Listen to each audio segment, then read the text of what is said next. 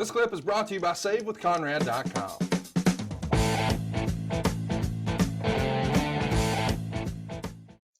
Well, I'm going to digress again.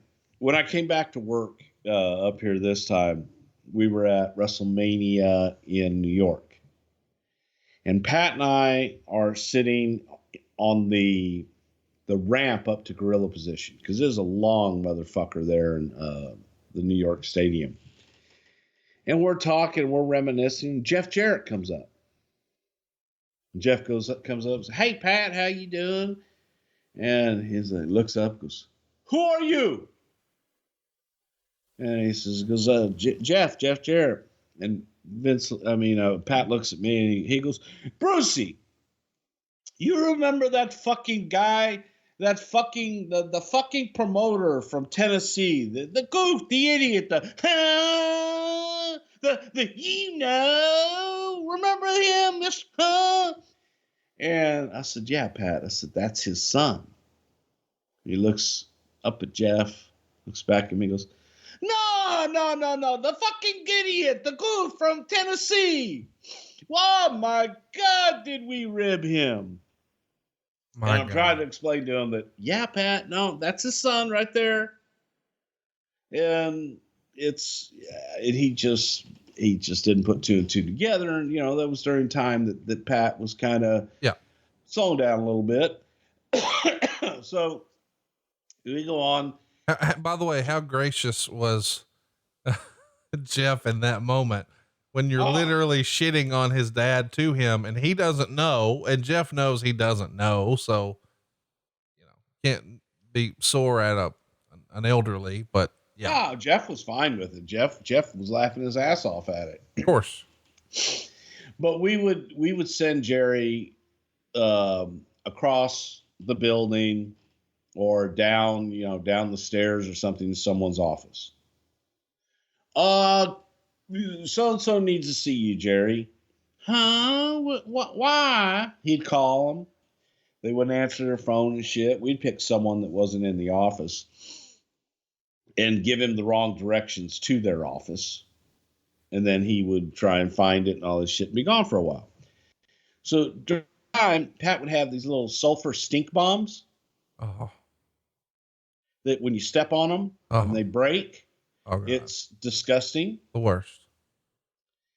And so he's like, "Let's get it in here so that when he comes in, he steps on it and, boy, it's going to stink. He's going to go, what the fuck? And the whole place is going to stink."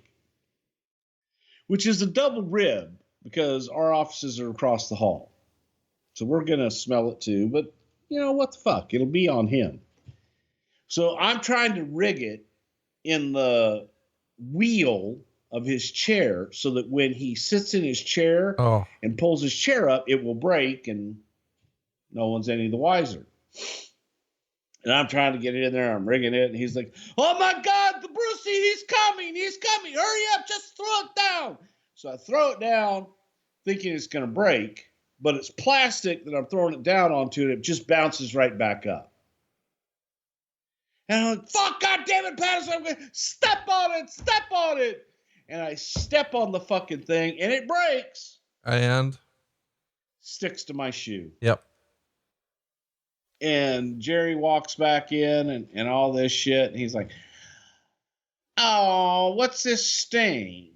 Oh, he's cross between fucking Jim Barnett and Jerry Jarrett here." "Oh, what's that smell?" And then, come into my office. My office stinks because I got it all over my fucking shoe. And so I said, "I don't know, man." I said, "I think it's down there, Jerry, in JJ's office." So he goes down to JJ's office, and I go in his office, and those mats for the chair. Yep. I'm scraping this off my shoe onto his mat so that I can at least get it off my shoe. And it was just a horrible rib. But Jerry, we would have him come and work with us and things like that. And he was really homesick and was especially homesick this one time. We were working at my house and sent Jerry to LaGuardia Airport on a Friday afternoon around 4:00. The worst. Brother, anybody that lives in the Northeast, you know what it's like going anywhere near LaGuardia Airport at 4 o'clock in the afternoon from Connecticut. And we were in Wilton. So the car comes and picks Jerry up, takes him away. And Pat would always do these things where you call somebody, and especially with the cell phones and the car phones, and it goes out. Yeah, the place. Hey, Conrad, I got that guy. He's got the $4 billion mortgage for you. Listen, you're going to make so much money on this. His name is, and he lives at right there in Texas. And we were sitting there laughing because it's a Friday afternoon. It's been one of those weeks. And he says, why don't we call Jarrett? And I called Jerry. It's on, there's a car phone in there. There wasn't a lot of just regular cell phones. People had car phones in. And I said, hey, Jerry, hey, listen, man, we're just talking to Vince. And he's thinking that he wants to get together with you first thing in the morning. Huh? I said, yeah, I know, man. But you probably should just come back, get your room back or whatever. And he wants to see for. Well, I haven't been home in however long he hadn't been home. So I hang up on him. He calls right back. I said, yeah, Jerry, sorry, man, about that. You cut out. You just went away. I said, I've been trying to call you. What does he want to meet about? Well, we got, of course, that'll be around WrestleMania. But then when we go to for SummerSlam, we'll get to and we're going to use.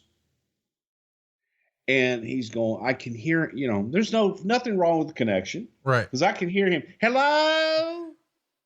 Hello, Bruce, I can't hear you. Hello? And Pat and I are we got it on speakerphone. Y'all are dying. And we're just, huh? Y'all are dying. It's the funniest thing ever. Just fucking tremendous. So now Pat calls him. Same thing. And Pat's telling him about this important meeting he's got to get back for. Well, next thing you know, phone rings, and it's Vince's assistant. Oh, no. And it's Sylvia, and she says, Bruce, hold for Vince. Fuck. Bruce, God damn it! Are you fucking with Jarrett? Now he hears Pat and I laughing our asses off. So he knows the answer. He says, God damn it, I'm trying to fucking conduct business here, and this fucking idiot keeps calling me, telling me that you're telling him he's got to come back tomorrow to meet with me tomorrow morning. I got nothing to meet with him about. I don't want to fucking see his goddamn face tomorrow. Stop fucking with Jarrett. Click.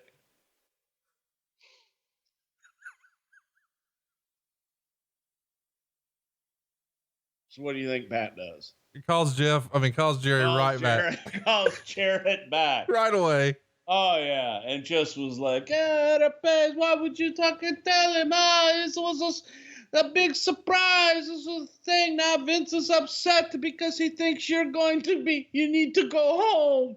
And now we're just going to change everything now. Okay, go. You go home. We'll take care of it. Hangs up. So Jerry now has no fucking clue what it was going to be.